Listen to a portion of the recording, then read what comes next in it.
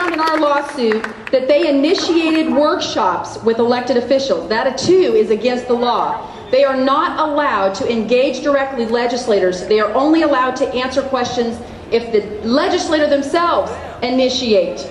It is not supposed to be a state agency that initiates contact to promote the TTC. Well, we found them initiating a workshop for elected officials. Then try this.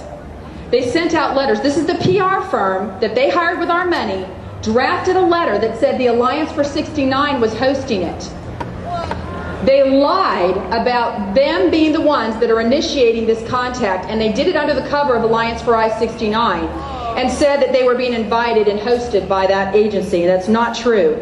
We also found documents that show that the purpose of the ad campaign was to, quote, neutralize opponents. It gets worse. And it says to target counties opposed to the TTC to turn the tide of opposition.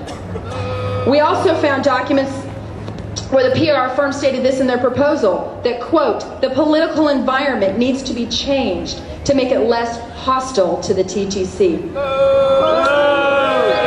It's unbelievable. Then TxDOT was told, we have sworn testimony from someone at the state auditor's office that worked with TxDOT on this bogus funding gap. Remember how they tell you it's an $86 billion funding gap that we have all that in road needs that gas tax can't fund?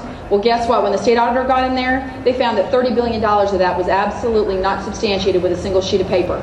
Yeah. Okay, so they were lying about that to begin with. Well, he also found that TxDOT told a certain employee, the Transportation Commission directed an employee of TxDOT to show that the double taxation claim of toll opponents was untrue.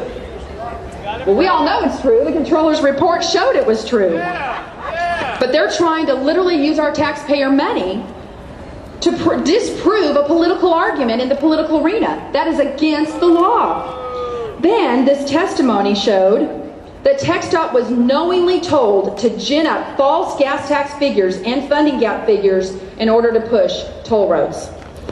Our legislature is not only doing the governor's bidding, promoting this horrific public policy, but they continue to deny us the right to statewide initiative referendum, where we can petition our government for the redress of grievances and put this to a public vote. Do we have any folks from Initiatives for Texas here? Initiativefortexas.org is where you can go, and that is another movement that is trying to win us the right to put things on the ballot ourselves, like 23 other states have the right to do. Not only that, here in Texas, we can't recall a governor. And even worse, there's no term limits for governor. This guy could run again.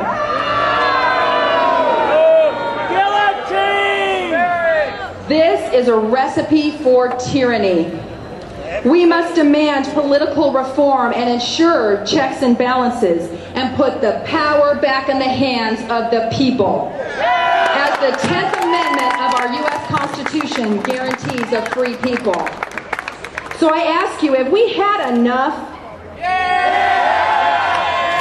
Have we had enough? I cannot help but be inspired by the resolve of yet another patriot, Patrick Henry, who said this in his famous speech that sparked the American Revolution.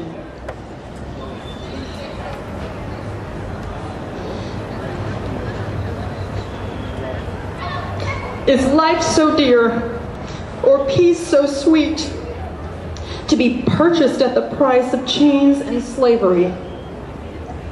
Forbid it, Almighty God. I know not what course others may take, but as for me, give me liberty or give me death. We need to ask ourselves, will we allow our government to shackle us with oppressive taxation just to get to work and go about daily living?